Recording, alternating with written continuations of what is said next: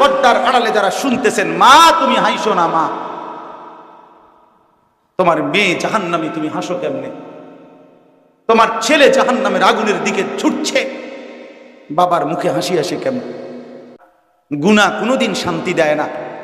আমি প্রতিদিন বলি, এই আহাজারি আমার, এই চিৎকার চেঁচামেচি করছি আমি, যে গুনাহ তৃপ্তি দেয় না রে বন্ধু। এক গ্লাস পানি তৃপ্তি দেয়, এক সাগর মদ তৃপ্তি দেয় না। একজন হালাল স্ত্রী, একজন বিবি তৃপ্তি দেয়, আর তামাম পৃথিবীর নর্তকী নারী উলঙ্গ করে দেখালেও সেই যুবকের তৃপ্তি হয় না। গুনাহ সুখ দেয় না, গুনাহ তোমার শান্তি দিবে না, গুনাহ তোমার জীবন নষ্ট করে দিবে, একদিন যৌবন শেষ করে দিবে, শেষ পর্যন্ত তোমার জাহান্নামের অঙ্গার বানায় দেবে।